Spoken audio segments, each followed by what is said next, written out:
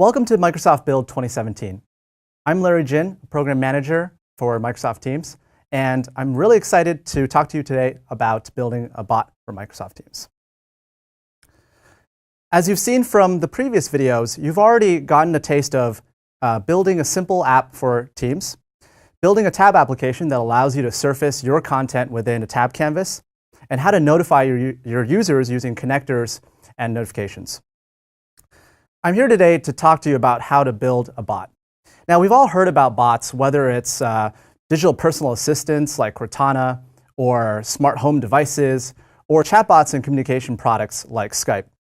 But the question is, how do you build a bot that is engaging, intuitive, and useful for your customers in an enterprise context, especially in a collaboration product like Teams? Well, we're going to give you an example today of an app that uses some of the new capabilities and richer functionality of the Microsoft Teams platform to light up your bot. Now, most of the functionality is going to be available in developer preview for build. Let's check out our sample app again. If you recall from the previous videos, we've already added some basic functionality like tabs and notifications. So we're able to surface up the rich content in a tab so that you can see the tasks, for instance, and using notifications to engage your users. Now let's take a look at how you can add bot functionality to this app so that it's more engaging conversationally. And remember, bots is all about getting tasks done in situ in conversations. So let's take a look at some of the functionality. So I start by mentioning this bot in a channel. So I say @sample app. Now you notice here, one of the cool new features that we added is the concept of a bot menu. So you can actually take a look at all of the commands that this bot supports. This is a new feature that allows you as a developer to define the top-level capabilities of your bot and surface that to the end user. So when a user is using your bot, they don't have to remember what commands this bot support and have to type out the full thing. They can just very easily complete a command right here.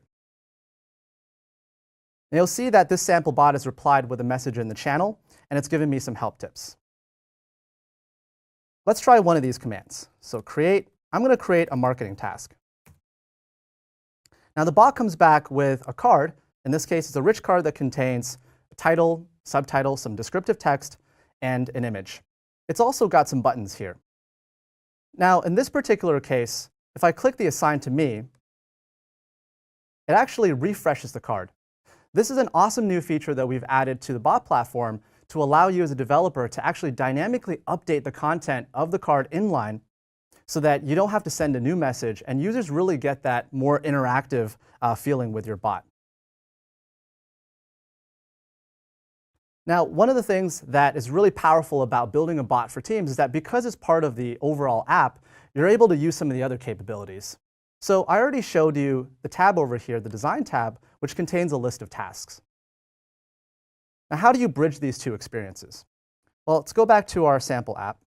So I type the name of the bot, and I say link, and I give it the name of the tab. Now, the bot, in this case, replies with a simple message that encodes a deep link. When I click on this deep link, it takes me into that tab. So this is a really cool way for you to be able to construct experiences that bridge the content that you send back from your bot with the tab. So you can deep link into entities, you can deep link into content, and it goes directly to that content within your tab. Now, what we've shown here so far is a relatively simple example of how you can add value through a bot for Microsoft Teams. It replies to basic text commands, but depending on the scenario, you may want to add some more intelligence or more natural language to your bot. And this is where Microsoft's cognitive services can come in handy.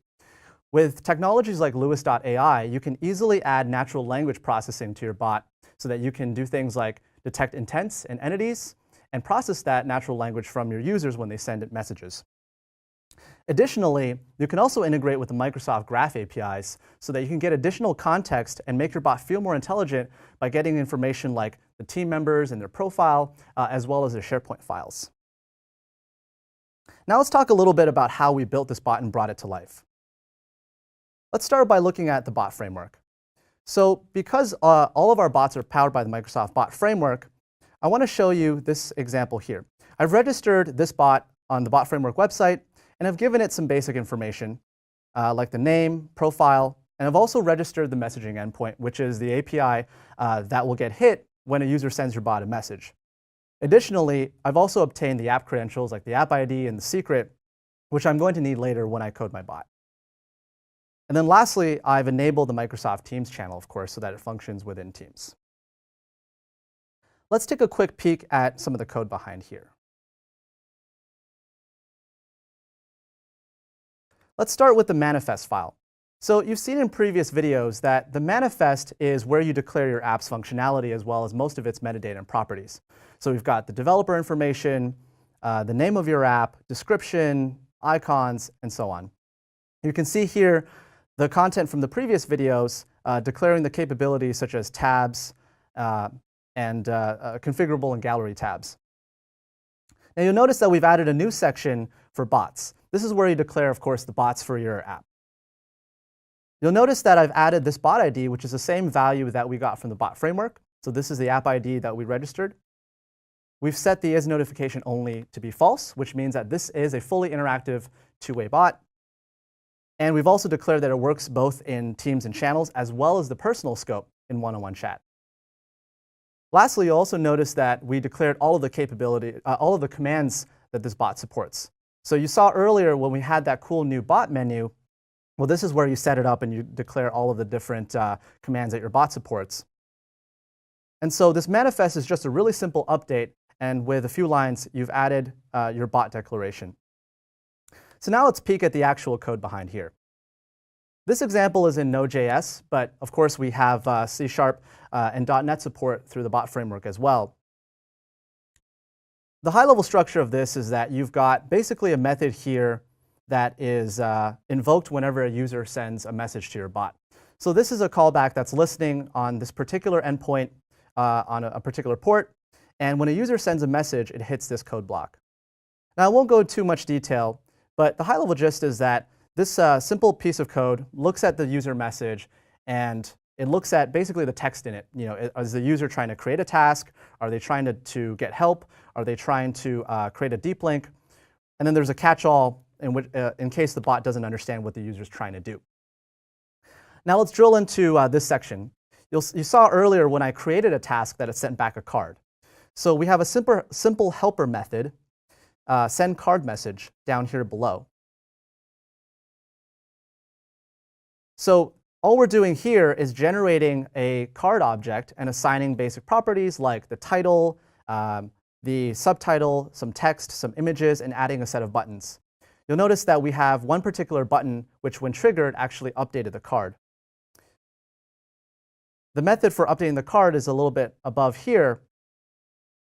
And all it does is take an existing message and post a new message over it, which then refreshes it inline. That's pretty much it for the code. There are some more helper methods below, but really the key point is that with not that many lines of code, you can get a pretty interactive and pretty powerful bot up and running. Now, of course, your bot is going to have a lot more business logic than this, but I hope it gives you a good sense of the outline and structure, as well as how to take advantage of some of the capabilities that Microsoft Teams has to offer. I also want to show a couple of the ways that you can easily debug and troubleshoot your bot. So one of the cool tools that comes with the Microsoft Bot Framework is the emulator.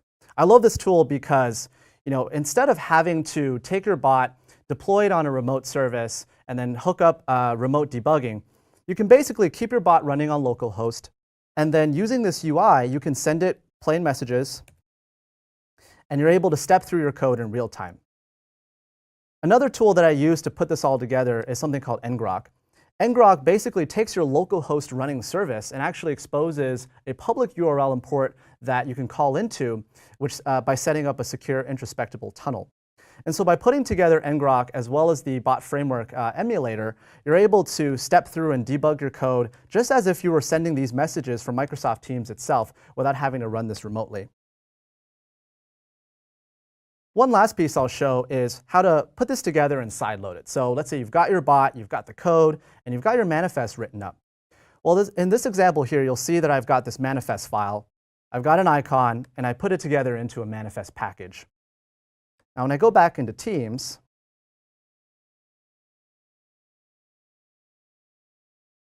and I go to this team, I've already sideloaded, but that's OK. I can remove it and do it again. So I click Sideload an app, select my manifest, sideload that to the team. And you can see here that we've switched up the icon a little bit, added some text, build 2017 demo bot, go into the channel, and I can start messaging it right here. So I can say build 2017 demo bot, and we've added some gag commands: help, sing a song, find a friend, tell a joke. Of course, none of these actually work, so I won't try them. Hopefully now you've seen just how easy it is to get up and running and building a bot for your app in Microsoft Teams. Now, as always, all these features and more are coming to Developer Preview. You can check out the links in the description in order to get more information, including documentation and the samples that we showed today. Thank you for watching this video on how to build a great bot for Microsoft Teams.